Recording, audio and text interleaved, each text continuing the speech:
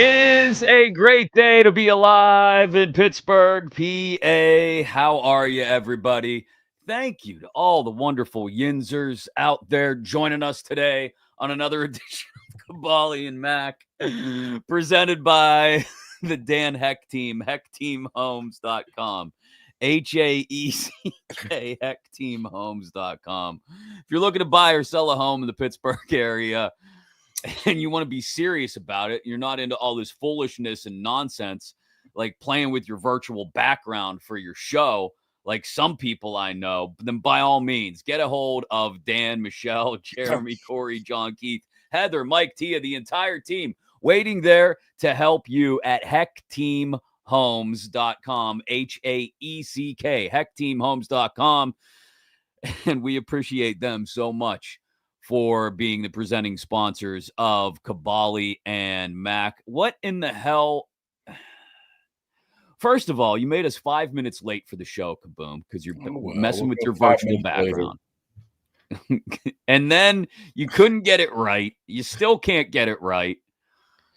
Yeah, he's probably going to disappear after we go to the 3-shot, right? Is that the way to say it? The 3-shot? The 3-shot. Yeah, it probably will disappear. Yeah, whatever. It's the 3 counts.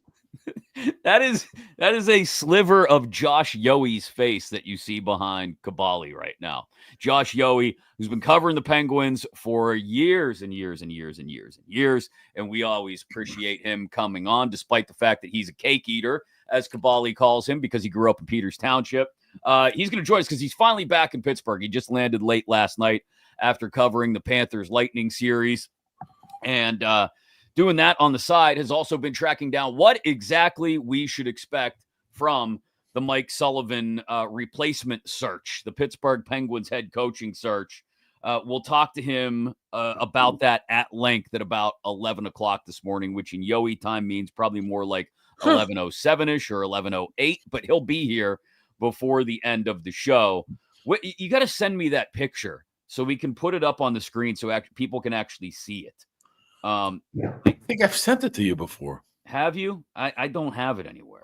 But if you send it to you know what the funny thing is he's the one that sent it to me. It's so good. People need more context. Is it on Twitter? I feel like I might. There's the one where he has like 3 cigarettes in his mouth is on Twitter. I know that one too. Then people were ripping at him. This guy rips on Mike Sullivan or whoever it was he was ripping on. And they found a picture of Yohe with 3 like cigarettes. And Yohe, he doesn't quite engage in any type of activity of like smoking or drinking or anything like that. No, never. He's more of a strip club guy. Was Beamers. Beamers back in the day down in the port. He was more of a highway playground guy, I think. Yeah, I mean, save a few bucks. Why not? Beamers can get expensive. We will talk. Also, of course, Josh has that 2 for Talking podcast with comedian Joey Bartnick as well. We'll talk to him about all things Penguins coming up in just a few minutes, 15, 20 minutes from now. He'll jump into the mix here on Kaboly+Mack. But that was quick, Kaboom. Like, Sully and the Penguins get a divorce on Tuesday, and Friday morning, bang, he's working for the Rangers. They just hired him. It was announced this morning. Really? This has a very look. I know a lot of people will say that the vibe around this thing is that Dubas and the Penguins kind of pushed Sully out the side door because they didn't feel like he was the right guy for the job anymore. But it also very much with the Rangers kicking the multiple teams always kicking the tires on Sullivan's availability, feels a lot like dad went out and found a new girlfriend before the divorce was official kind of deal. Yeah, I mean, we alluded to that right after it happened, that it really reeked of he had something on the back burner or maybe the front burner. Mm-hmm. He just needed to go in there and present his case that maybe he's not the right guy for it. I mean, it also, I mean, you don't have a new job in a new city like that within a handful of days unless something's already been pretty much worked out. So especially I would imagine in the grand scheme of things, this was his plan all along. Yeah, this I think was I think he had this on standby for a long Which time, is to your good point. for him. I mean, that's where he would be able to succeed more, even though it is New York and a flawed team as that. Well, But he's gonna get paid. It's gonna make whatever headaches pay plus about he has being in the another New chance. York media market well worth it.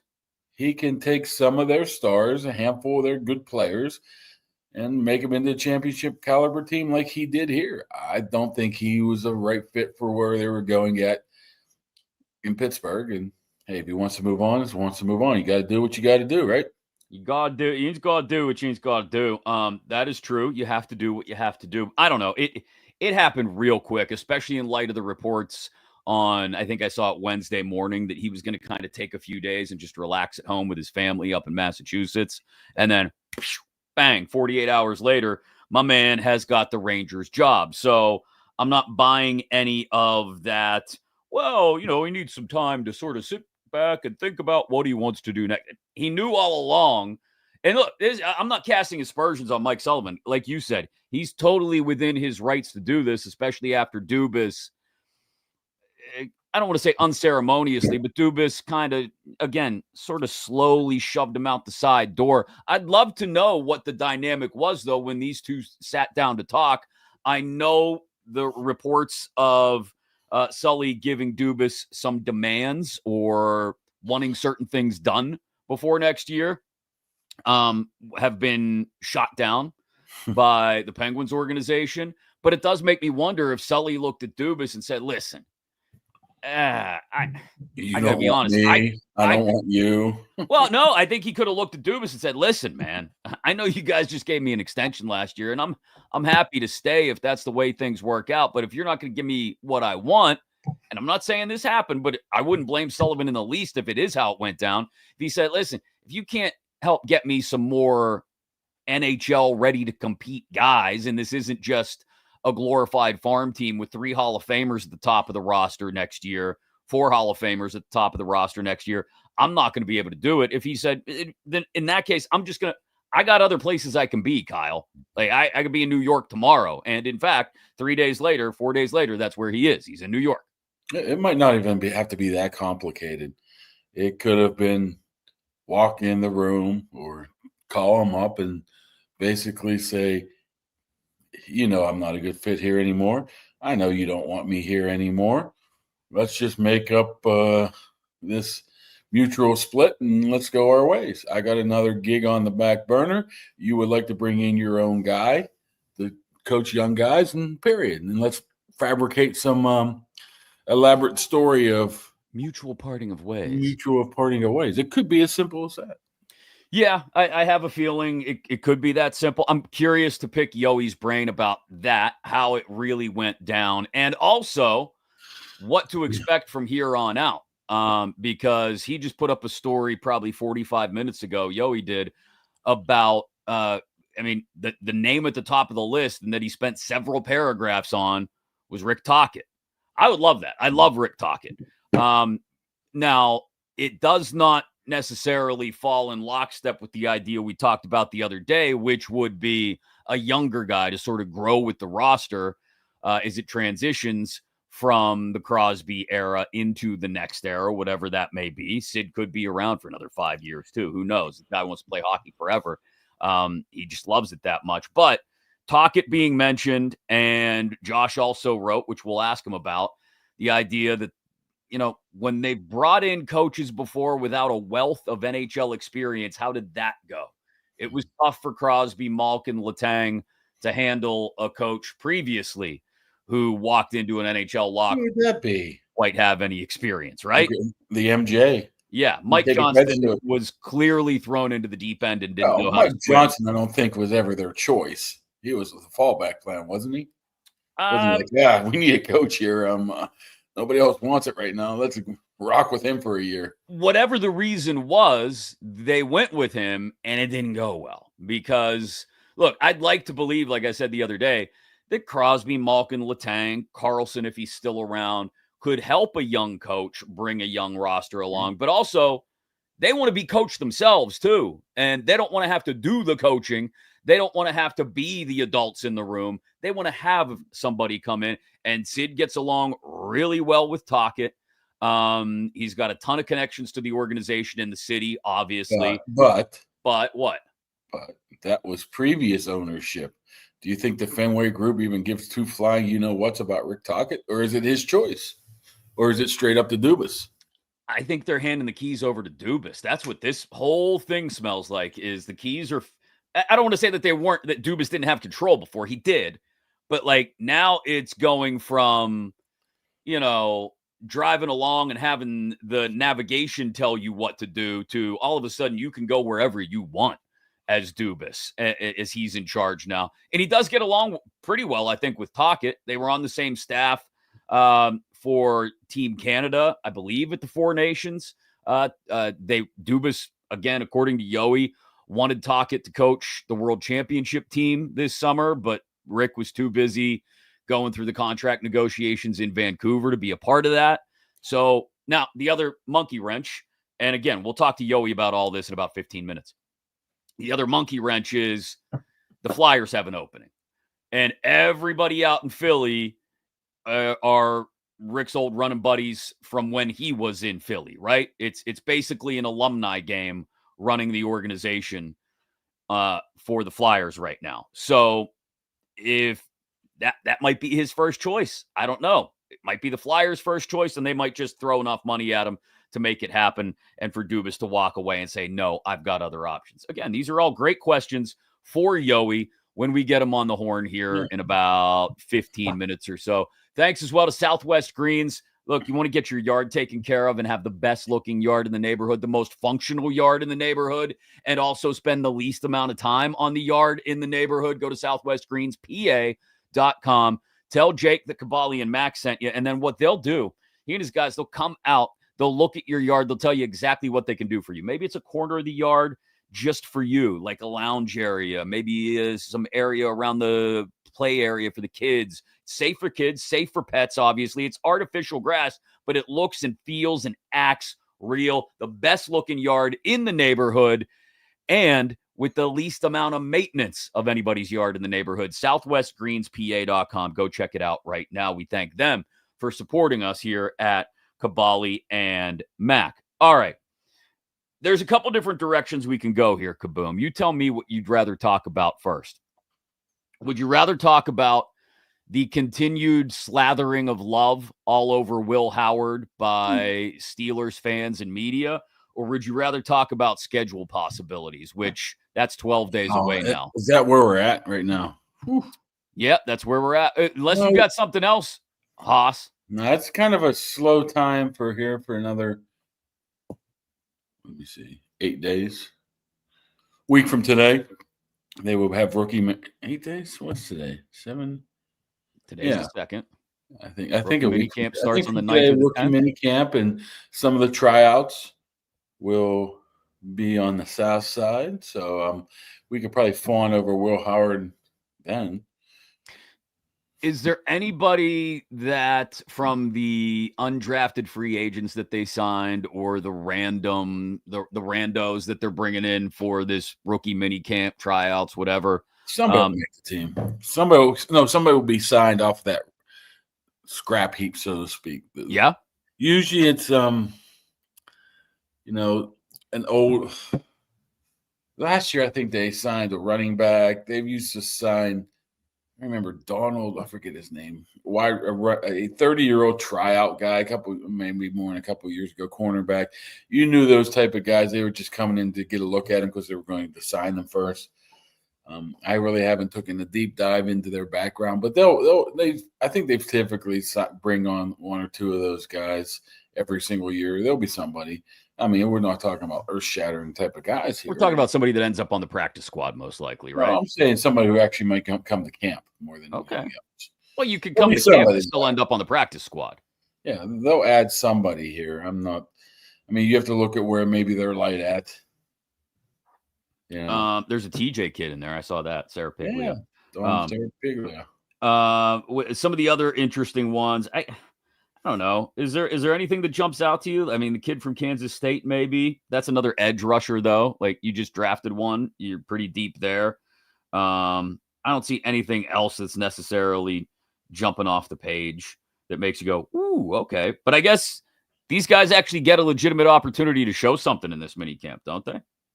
It's I don't think so. They don't really do very much here. It's probably like an hour of just walkthrough type activities. A lot of times they just bring the guys in just to, give them a favor and see if they see something with some of those guys, get up, closer look at somebody. But they're really just trying to fill out a roster so they can do somewhat of a practice right now. I mean, it's not only rookies that go; it's also first-year players as well. So whoever the first-year guys are on the roster right now will also be invited. So there will be a handful of veterans. I'm trying to think of an example of who that might be. Who falls into that list? Maybe one of the running backs. What's his name?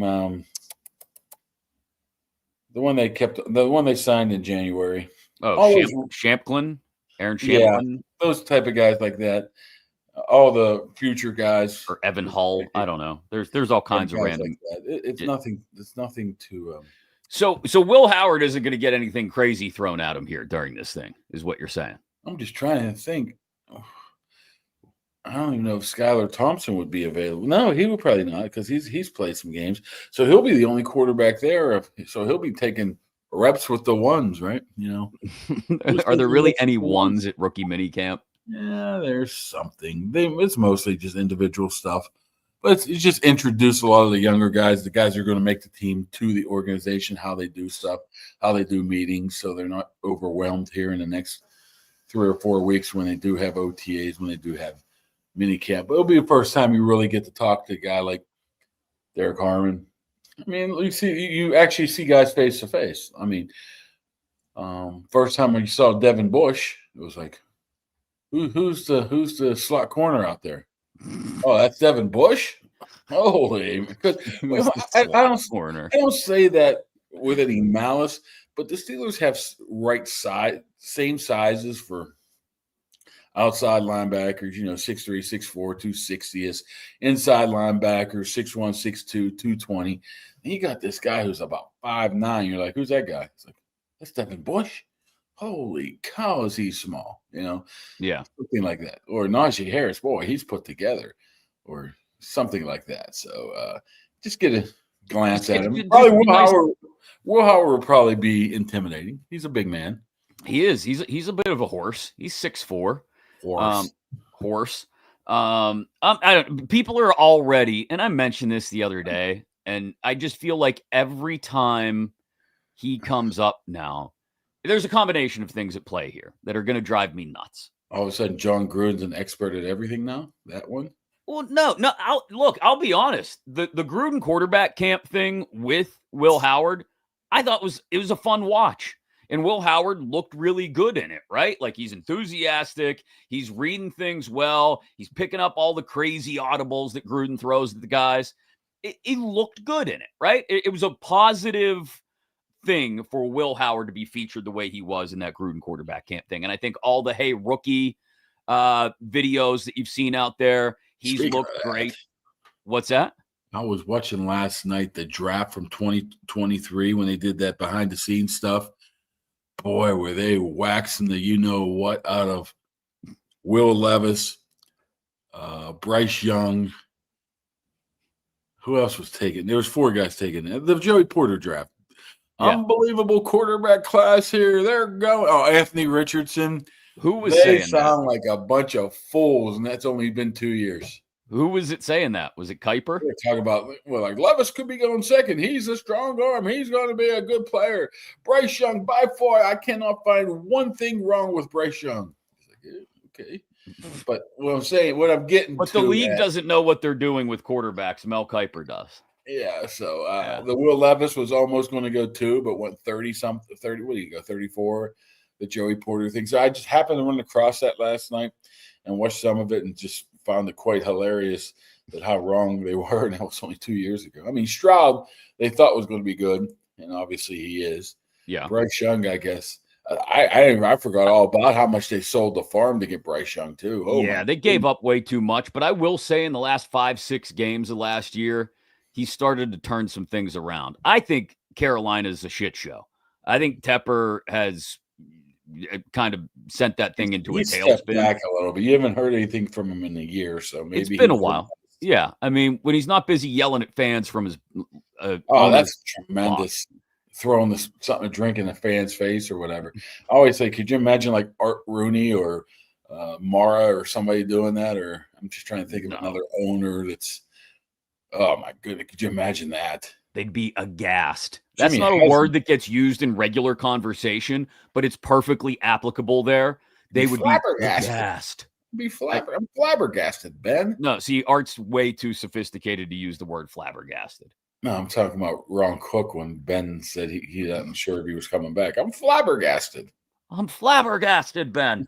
But here's the thing that's going to happen with Will Howard. Every single positive thing. They need to put him in there. Yes, that's going to happen. You know that's going to happen. You know that's going to be the thing. It's already started.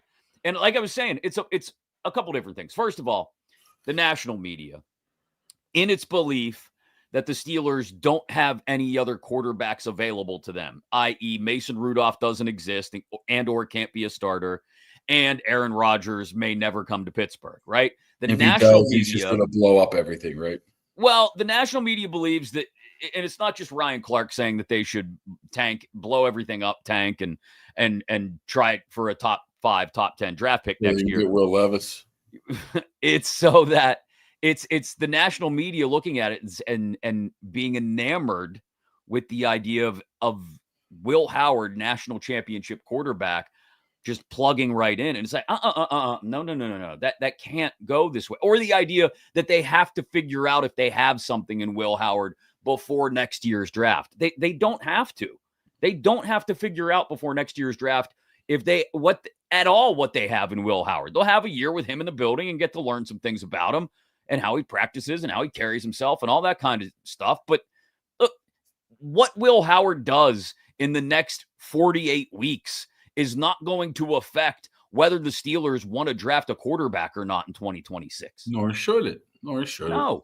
I mean, there's 182 teams or picks that said, Will Howard, I don't want him. So there's some flaws there, right?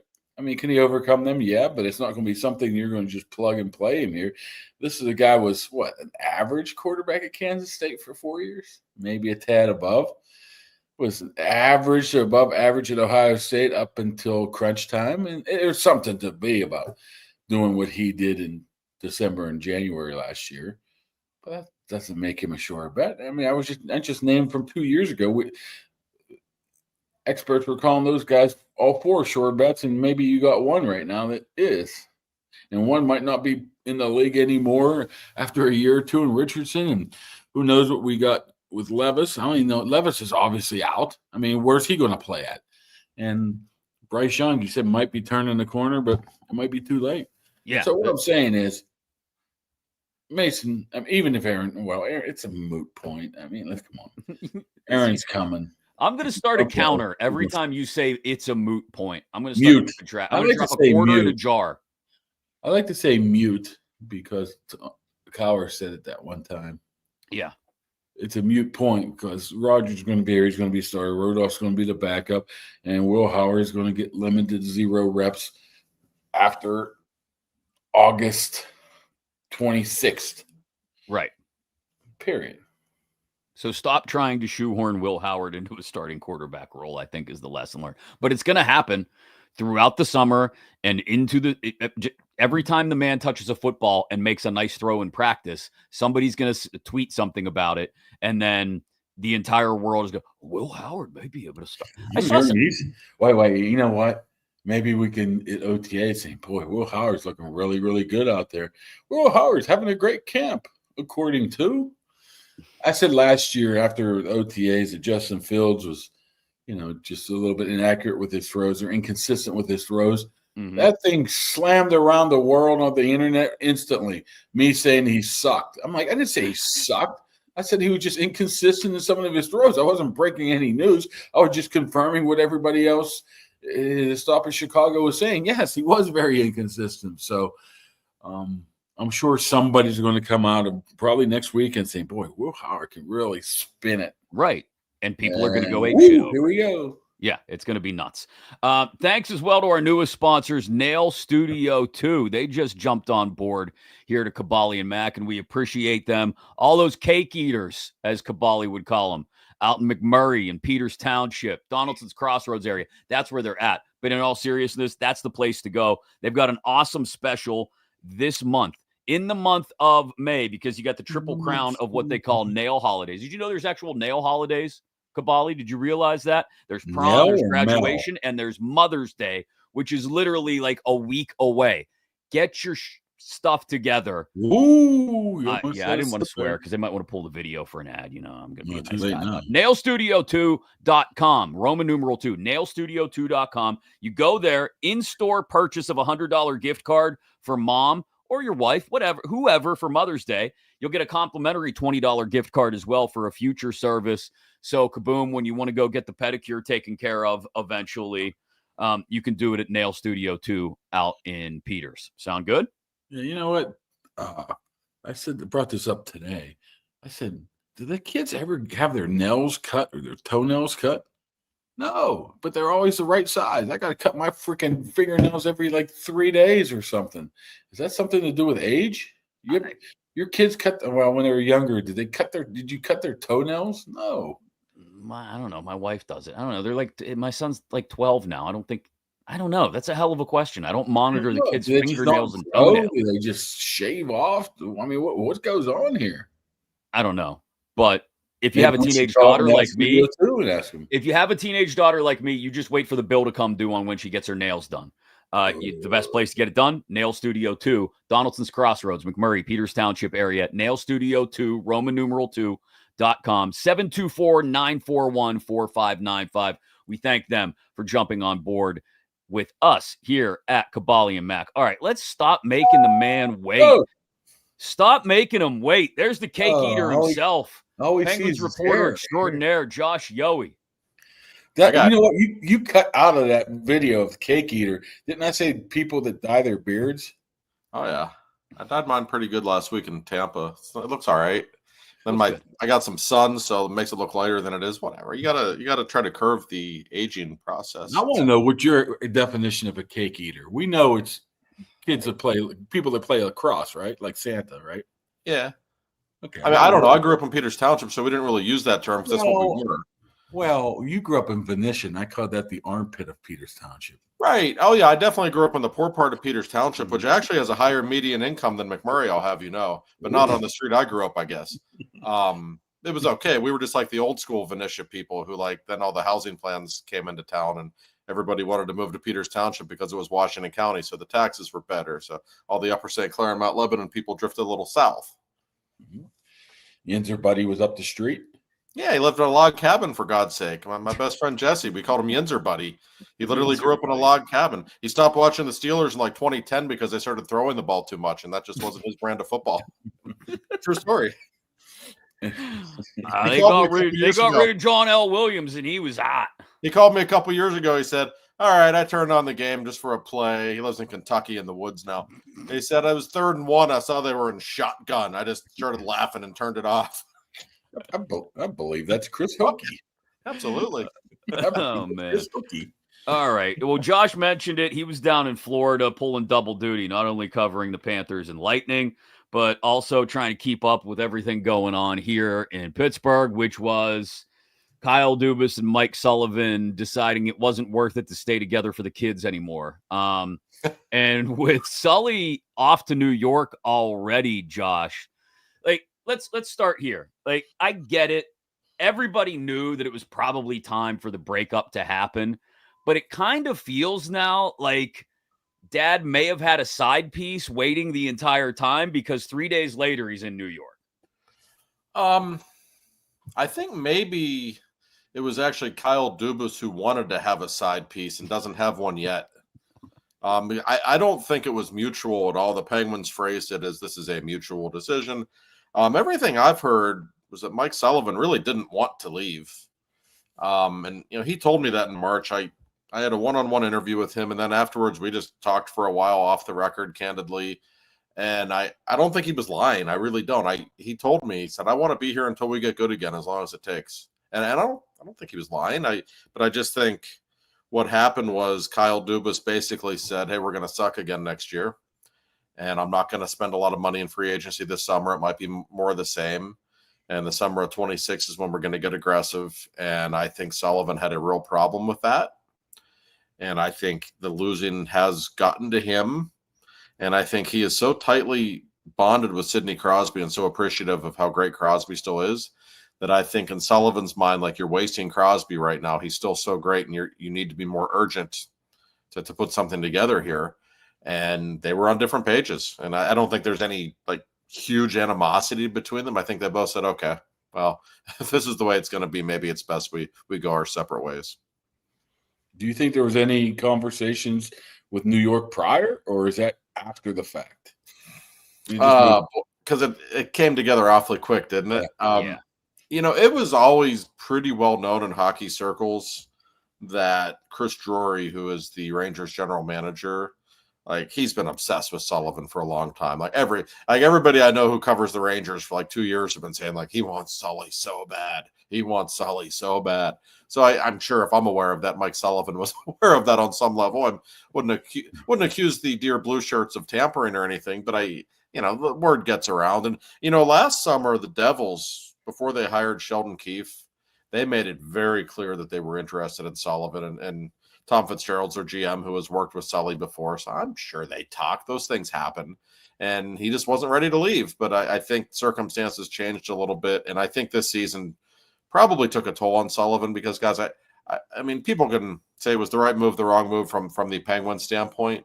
But I assure you, no matter whose fault it was, Mike Sullivan just thought his roster sucked. And he was just getting tired of it because his mindset basically was, what do you want me to do with this blue line? What do you want me to do with Tristan Jarry? Like, it wasn't me who put this team together, but I need better ingredients if you want me to be a chef. And it just wasn't there. What do you think Sid's thought is on all this? I know Dubas said he had a 5-minute conversation with him leading up to all this. I understand he's still a player, and Dubas tried, it seemed to me, was trying to be, I don't want to say forceful, but very emphatic about, like, hey, yeah, I mean, sure, he's Sidney Crosby, but he's a player, and, like, I'm in charge here, guys. Remember me, I'm the boss. And it didn't seem like there was a great amount of concern thrown into what Sid may have thought about all of this. Yeah, which is interesting. I haven't talked with Sid. He sent me a quick text, like, say a nice little quote about Sully when I asked him for something. We didn't get into it more than that. He and Sullivan are really close, really close. So I can't imagine that he was thrilled about the decision. And moving forward, I think in terms of who the Penguins select as their next coach, it's really interesting. Sid is not like if Mario wanted to get someone fired, he did it in a heartbeat. Same with Yager. Like they would flex their muscles when it came to coaches. Sid is not like that, but he does like to be kind of part of he just wants to be in the loop. Like, he wants to know what's going on, and which is pretty normal for any captain. But this is also one of the greatest players of all time. It's a little different with him, right? And I'm curious moving forward to see what they do, because I can't think that he wants to play for a 35-year-old guy that's never been a coach in the NHL. And I know that's what all the fans want. Get a young guy, not these recycle guys. Get some 26-year-old analytics guy. That's what they, I know that's what a lot of the young fans want. I get it. And I know the NHL has a terrible habit of recycling the same coaches who are unsuccessful over and over again. But they have to be careful here. You don't want to lose Crosby, right? And you better include him in the process a little bit. And I would think he would prefer somebody who has been an NHL coach that he maybe has some kind of a relationship with. So, and I'm not sure that's what Dubas wants to do. I can see Kyle thinking outside the box and hiring a college coach who's never been in the NHL, something along those lines. It wouldn't shock me. So it's very interesting to me to see how this process unfolds during the next month. To me, it sounds like they could take advantage of Crosby. When I say that, I mean, he's going to be loyal. I mean, he doesn't want to go anywhere. So Let's just bring our guy in. What's he going to do? Leave? He doesn't want that on his, lifetime resume. Is that a possibility too, of just saying, you could talk all you want, Sid, but we know you're not going anywhere. You don't want to go anywhere. Probably, and we already know his loyalty. I mean, he still plays for like $3 million or less than he should be playing a season to help them, right? And I know that I don't think he ever complains about it, but I guarantee you, whether it be his agent or other people close to him, I guarantee you the narrative when they reach out to the Penguins is like he takes a lot less money so you guys can surround him with a good team. Like how many years is this rebuild going to take? I'm sure that's the thinking, and listen, there's something to that. There absolutely is. And yeah, I don't think Sid would ever leave. I'm certainly not one of these people who, Sid's going to go play with his buddy Nate McKinnon in Colorado. Like, no, he's so loyal. He's two things. He's legitimately loyal, and he also hates change to the point that I just can't imagine him functioning in another NHL city. He would hate it. So right. Do they take advantage of it? Will they? I guess they could. I mean, that's conceivable. And maybe I'm not saying he'll put his foot down and say, no, I'm not going to play for this guy. But, I'll throw a name out there because that's what we like to do. Like, I know Sid loves Rick Tocchet. That's one of his favorite people in hockey. Somebody tells me that's one of your favorites, too. Sure is. Fingers crossed. If you've ever met Rick Tocchet, you love Rick Tocchet. Yes. Everybody in hockey loves him. He's a very easy guy to like. But the big guys in Pittsburgh, they swore by him. I mean, they put him on the same plane as Sullivan, and they've never felt that way about any other coach. Dan Bilesma, Mike Therrien, no. Tocchet was different. He has their respect. Would somebody like that make, not only Crosby, but Malkin and Letang happy? Sure. And I know people say, who cares? Out with the old, in with the new, and I get that. But you still must understand how much influence those three guys have in that locker room. If you're going to bring in a Mike Johnston kind of guy who they didn't respect from day one, well, that's an issue. So I always say about Kyle Dubas, he makes a ton of money, and it must be great to be Kyle Dubas, but he makes all that money because he's got some really tough decisions to make, and that's been the case for years now, and it's no different now. Do you think that at all, Josh? And look, nobody wants to piss off Sidney Crosby because Sid is attached to this organization as long as he wants to be attached to this organization. But if you're Kyle Dubas and maybe you're thinking about a good way to hasten the rebuilding process in so much as you have other franchise cornerstones who really like playing for Mike Sullivan and may have an equal distaste for playing for someone new, although not the same level of patience that Sid has for playing for someone new. Do you think does that go into his calculus at all? Like, hey, I know if I hire a young guy, Sid will try to tough it out for a year or two, maybe before getting frustrated. Gino and Tanger will have no interest in this, and maybe they'll be interested in getting out of here.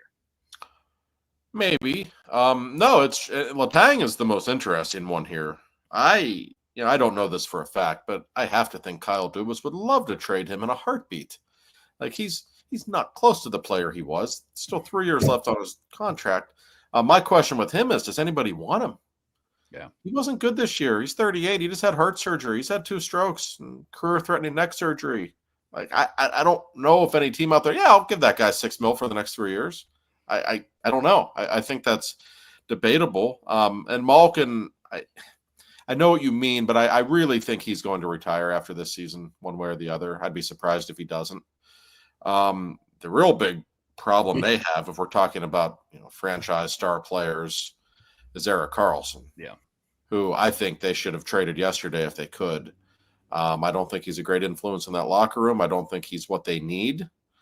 I think he makes way, way, way too much money for what he brings to the table, but I still think he's the most tradable other than Crosby. I've had people tell me around the league, if they retain a couple of million, they could trade him. Somebody would still take him. I think the Penguins need to do that. But it's the thing with the Penguins guys, this, like stars always have a certain amount of power. Like Ben Roethlisberger had a certain amount of power with the Steelers, right? Mm-hmm. Every big name does. But it's different with the Penguins. That's a franchise that is founded on stars. It started with Mario always having all the power. And so these guys have more influence than Austin Matthews does in Toronto. It's just the way it is. Dubas's situation is fascinating. He better be careful. He better tread lightly here because a lot of people will be impacted by this decision. You're in that locker room every day. With Carlson, how can you build a team from basically the bottom floor up when you have a guy making $11.5 million, basically saying, "I'm not listening to you guys. I'm Eric Carlson." Can you? You can't. That's the and he's not the player he once was. I like Eric on a personal level. Like everybody likes him. He's like James Bond. He's very, he's very exciting and interesting. You just like to talk to him for 5 minutes. He's a fascinating guy, like very personable and engaging, but he doesn't listen to coaches. I know he never listened to Todd Reardon on the power play. He would take little shots at him in the media all the time. This is what's wrong with the power play. He thought he had all the answers. Like, it turns out what was wrong with the power play was Eric Carlson. When they took him off and put Matt Grzelcyk on it, for God's sake, it got better. Not that Carlson still can't bring certain things to the table. He can. But, yeah, he's not coachable. He's the highest paid player on the team. He's not coachable. Like Sid is. Like even Malkin and Letang to some extent are, even though they can be, I think, more difficult. But Carlson, to me, and I don't like to blame him for everything, but just a massive problem for them. And I understand why Dubas got him a couple of years ago. I always say I feel like it was a worthy experiment, but it just went terribly wrong. And you got him for 2 more years. And if you can unload him, even if you eat some of that money, I just think it's in everybody's best interests. So let's pivot back to guys that could be up for the job. You make a good point. The franchise cornerstones, including Sid, may not be ecstatic about the idea of a young guy like David Carl coming in. He's a name that everybody threw out in the immediate aftermath of Sullivan's departure. So then you come back around to, like you said, a lot of the retread guys. It's Tocchet or it's David Quinn, who they did not release, is the only assistant they didn't release from his contract. It's I don't know what other names are out there, or before we go through those, do we have to go through all of these assistants who may be ready to? There's AHL guys. What's the name of the guy in Hershey that everybody loves? Todd Nelson. Yeah. There's a bunch of guys out there who I think most average everyday Penguin fans, Josh, are going, who's that? Like for most average everyday Penguin fans, it's the young guy Carl from Denver, or it's Rick Tocchet, or it's the guy who was the assistant this year, Quinn. And it's like, I don't know anybody else. Who else should we know? Right. And well, first of all, like David Quinn, I think is a good assistant coach. He's been an NHL head coach. I don't think he'd be a very inspired choice. Like I don't think a whole lot would change if that's what you want if you keep him.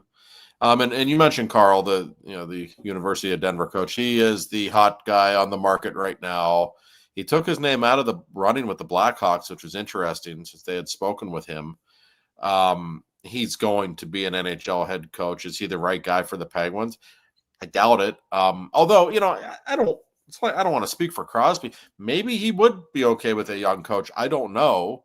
It strikes me that he'd be more comfortable, with an older kind of guy. I think Tocchet is a very interesting person. But as for other names, like Jeff Bannister is one name that I put in an article today. He was the coach of the Blues for about a year, and they fired him midway through the season. He's got some Sault Ste. Marie ties, which always makes a difference with Mr. Dubas. He's a name, somebody that I hear they like. He does have some NHL coaching experience. Other than that, though, there's not really any names that are, jumping out right now. And I believe Dubas when he said, like, I'm going to interview a lot of people. This won't be a quick process. And by the way, guys, he's the general manager, Dubas is, for Team Canada and the World Championships, which are being played in Sweden this month. So he's in Sweden for like the next 3 weeks. So this isn't going to get done probably until early June. Not that he can't talk with people from Sweden or even fly them over there for a chat, I guess. But I really think some of the interview process will still take place once he's back. So this could drag on into early June for sure. Do you I know he was big fans of Sheldon Keefe in Toronto, and this was in New Jersey right now. Any chance that Sheldon, they can somehow steal him from the Devils? Or I know he's under contract, but have you heard anything that maybe the Devils aren't happy with him? Are you showing off your hockey knowledge by dropping a Sheldon Keefe? Everything, Josh. You should know. Unbelievable. Wow. No, I mean, I don't. He did love Sheldon Keefe. If this were 12 months earlier and Keefe had just been fired by the Leafs, I guarantee you he'd be here right now. No question. Because he would have been perfect for everyone. He was a guy that had he'd coached the Leafs for years. They'd had some success. Everyone knew who he was, but he's still kind of a younger guy. Kind of fit the Dubas mold, I think. So he would have been perfect. He's under contract, and they had a pretty nice year in Jersey despite the injuries they had. So he's not going anywhere. That would have been ideal for sure. But we will see. Dubas, I think everybody assumes, like I even had people in the franchise in the organization tell me like, hey, he's probably going to look for a younger guy who maybe doesn't even have NHL experience. That's just, he's drawn to people like that. He wants to find people with his own vision. And the interesting thing about Dubas, I've had people tell me, of course, he loves having Sidney Crosby. Who wouldn't love having him as their captain? But there's a part of Dubas that is just very drawn to the idea of just completely blowing something up and just building it from his own creation. Like he'd probably on some level like to do that, but he can't. And Dubas told me last year, he said, I'm never going to have a top 5 pick as long as 87's on my team. Like he's never going to let us be that bad. And we've seen that for a while, but then he gets hot at the end of the year like he always does. And they could have told Sid, hey, just go to the Bahamas for a month. Like, come on, we could use one of these top 5 picks because they weren't that far away. But I know what he means. It's just a weird spot there because you don't want to be in the middle forever, obviously.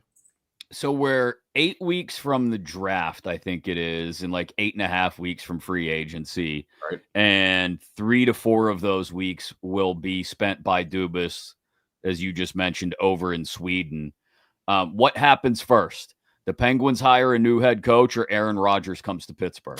I mean, your co-host seems to think it's a foregone conclusion that he's already signed. So I will say, I will say Aaron Rodgers signs in Pittsburgh before the Pittsburgh Penguins have a new coach. What about the Pope? Will they name a new Pope before? What would happen first? No, I'm not Catholic. So where's the white smoke coming from? South side. How long does it usually take for a couple weeks with the Pope thing? Or nobody seems to know. I'm going to say Rodgers, Pope, coach. Wow. I think the coach thing is just going to take a while. And then, as long as they have a coach in place before the draft, that's fine. I mean, preferably before then, of course. I mean, for all I know, they're going to name somebody tomorrow. Crazy things happen. But I don't think that will be the case. And I admit it might be unprofessional on my part, but I am absolutely personally rooting for Rick Tocchet because we just like having Rick Tocchet around. He can tell old gambling stories about Phil Kessel and stuff. It just never gets old. I guess the biggest question about the team moving forward is, first of all, can you set us straight up who in the world decided to extend Jarry like they did, and how do they move on from him? What is the plans with him? God, I can tell these stories now because I don't have to deal with Sully every day. I talked with Sully. It was actually the day after the Erik Karlsson trade. This is like the most me thing ever. I happened to be in Boston because Kevin Stevens invited me to a celebrity golf tournament. Not that I was golfing, but I just wanted to hang out with Artie because, again, much like Rick Tocchet, who wouldn't want to hang out with Artie? Right. Mike Sullivan was there. So he's like, what are you doing here? I'm like, yeah. So, got a minute to talk about Erik Karlsson? He's like, yeah, sure. So I do an interview, and then we just talk in the parking lot for like an hour afterwards, just, shooting the breeze. And I looked at him. I said, hey. I said, Tristan Jarry. I said, 5 years? Like, really?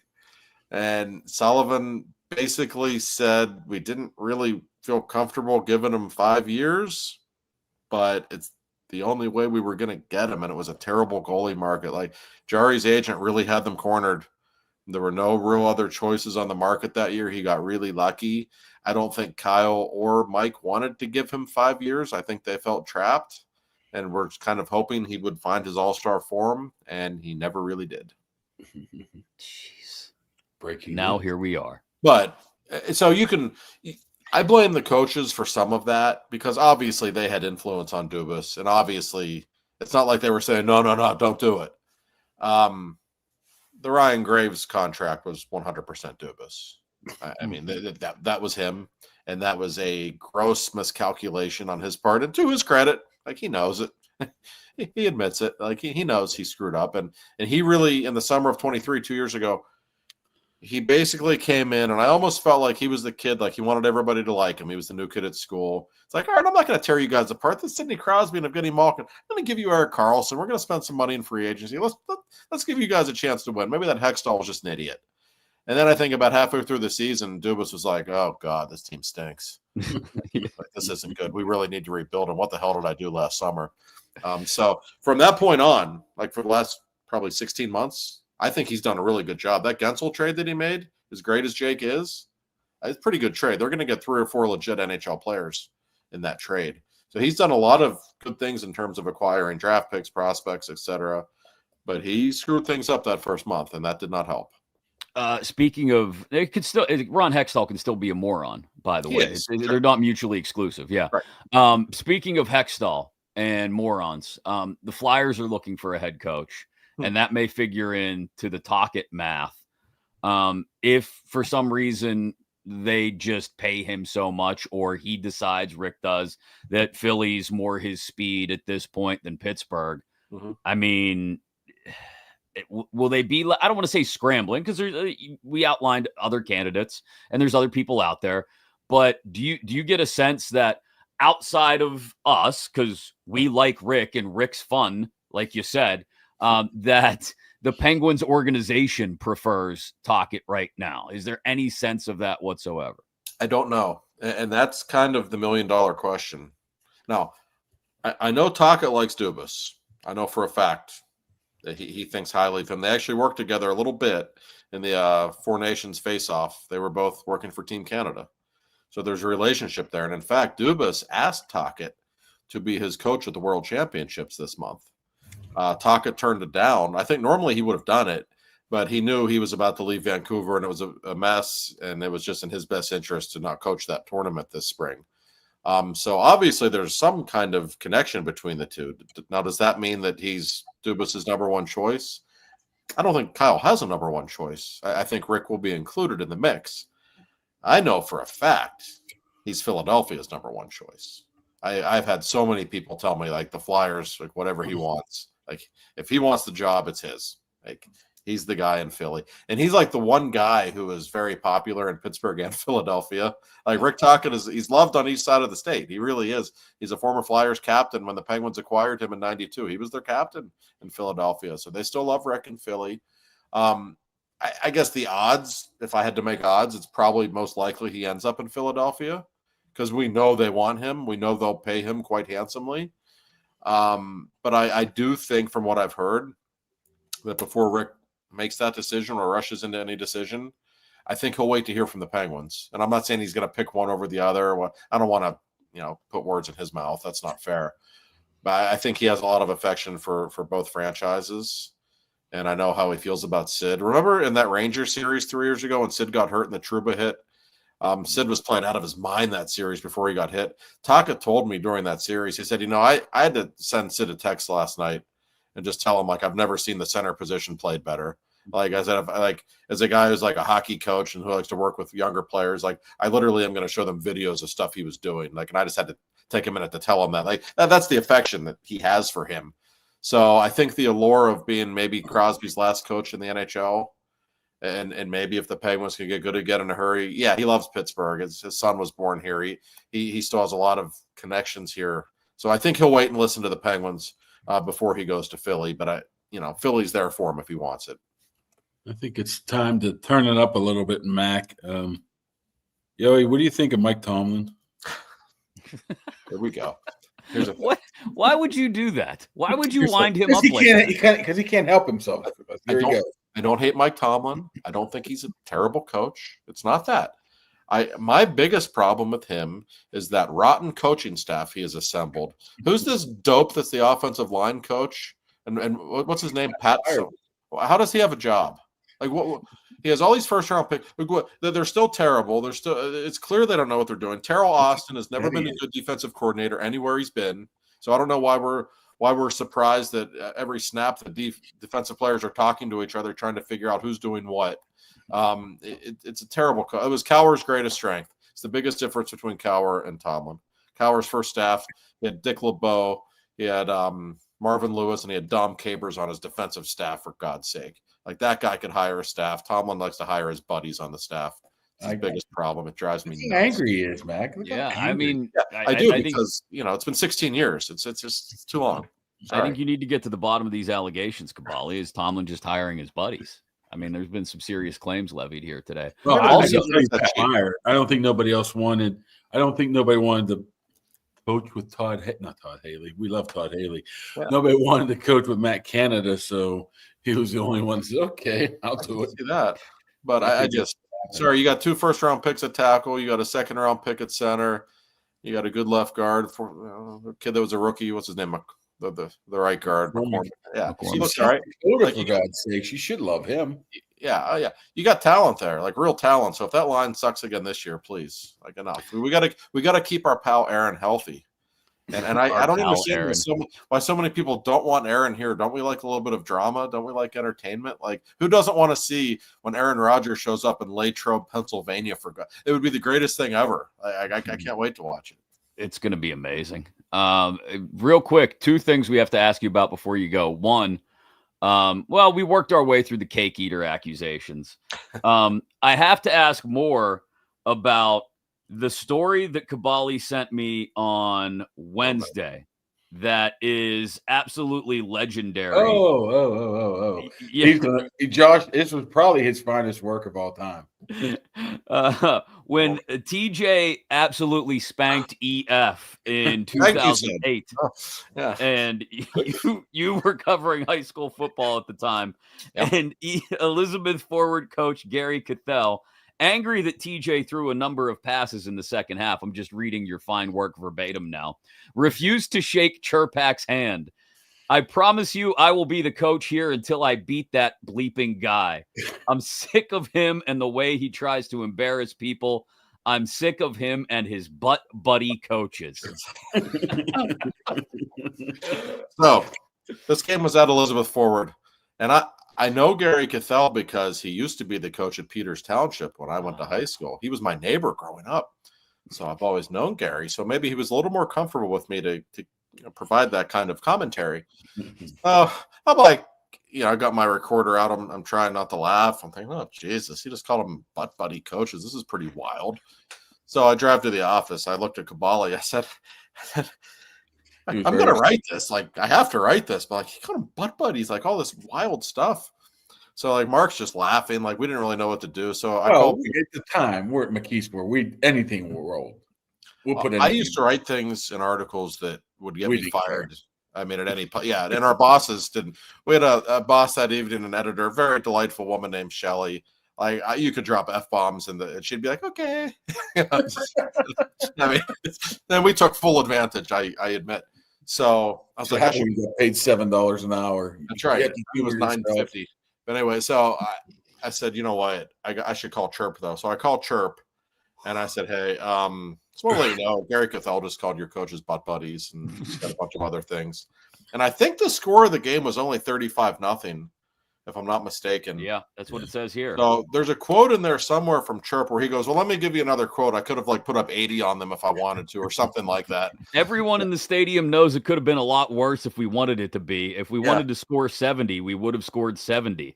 Yeah, that was it. So that was not like interview. I did interview him after the game, but that was the phone call afterwards. Like, hey, before this runs, and this might get a little dicey.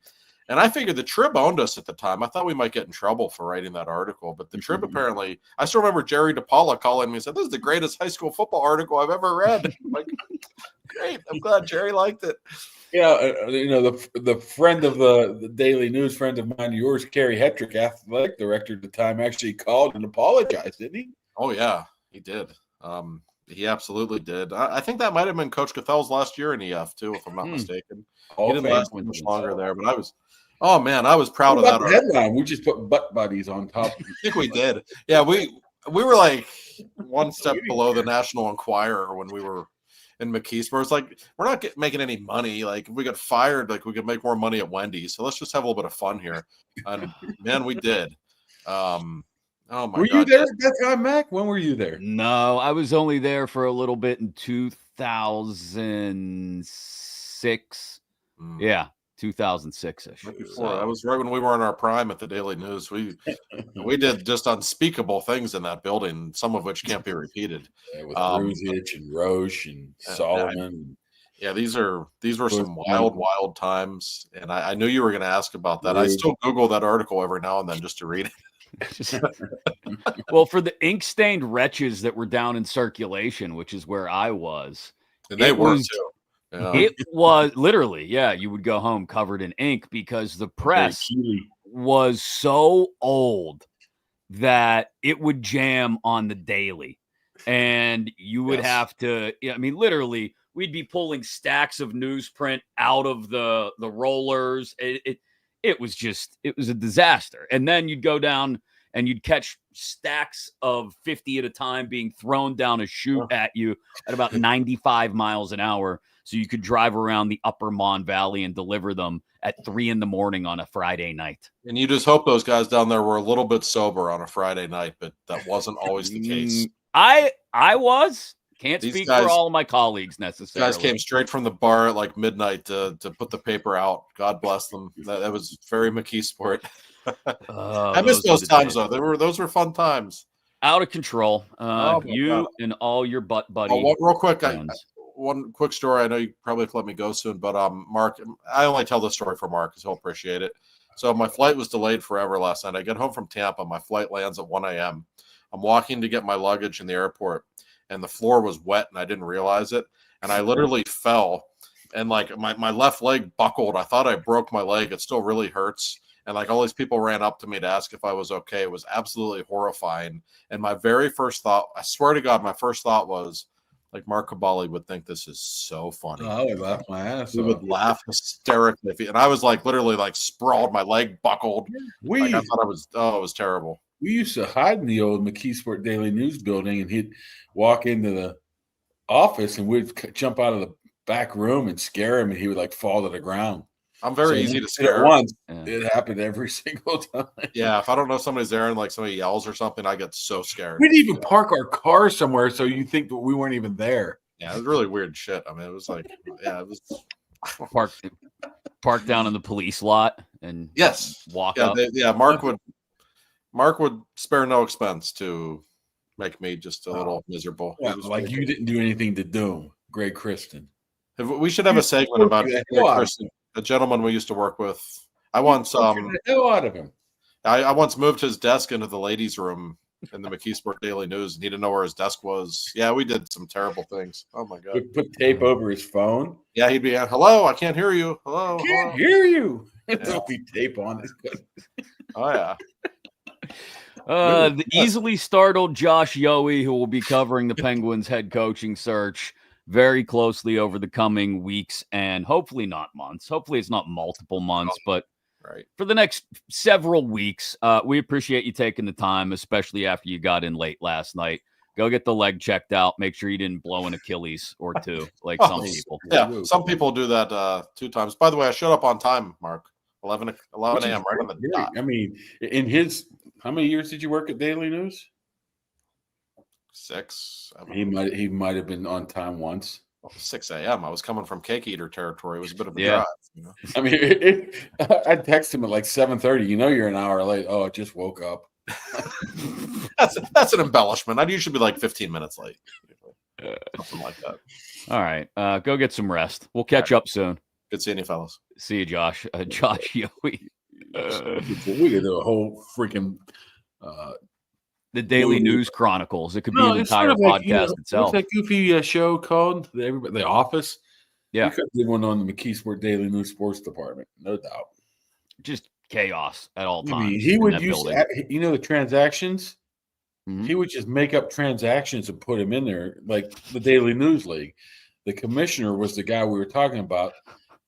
Who worked with us, Greg Kristen. So he'd be like, Greg Kristen was fired for being a dummy. And you put it right in nobody would see it. Because who in the newspaper would look at the transactions under Daily News League, for being an idiot. Like that. That's just absolutely amazing. Thanks again to Yohe for checking in. Sounds like, again, it's early. Who knows what Dubas is thinking, but sounds like it's a possibility. I don't know.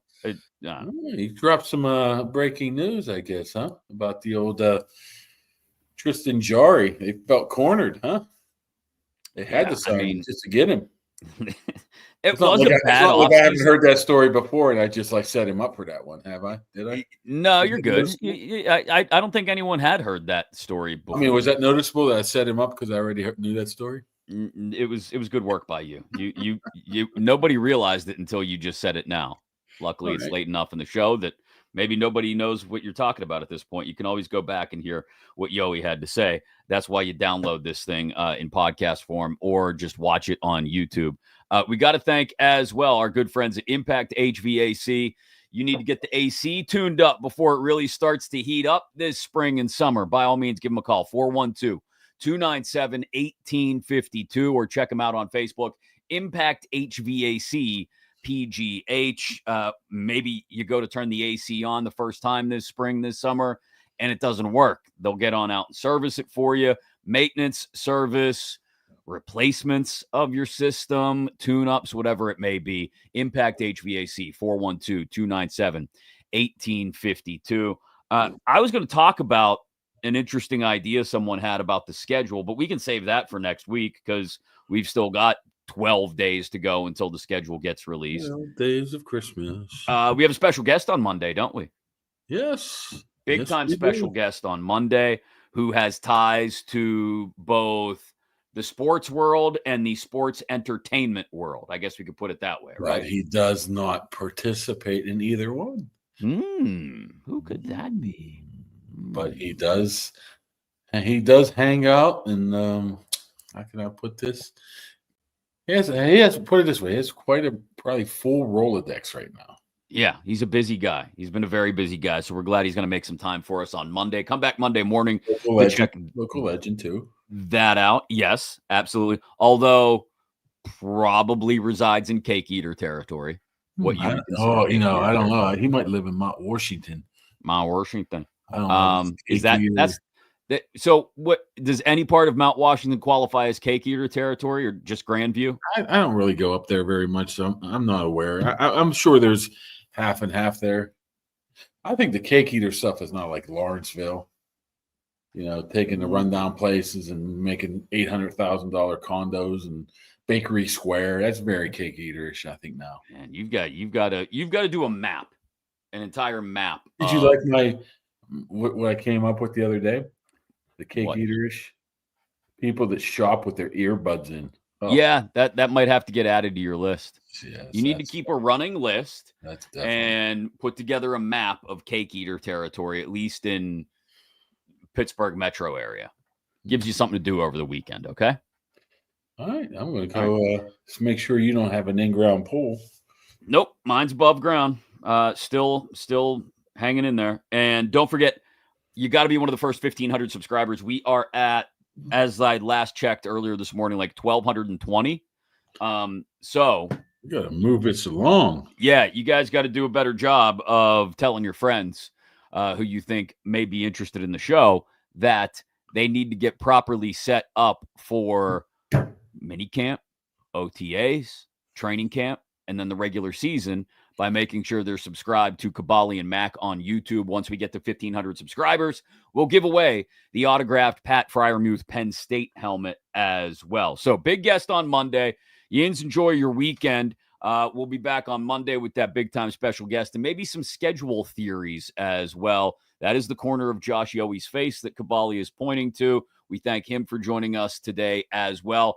And thanks, as always, to our presenting sponsors, the Dan Heck Team, HeckTeamHomes.com, HAECK, HeckTeamHomes.com. If you're looking to buy or sell a home in the Pittsburgh area, have a great weekend.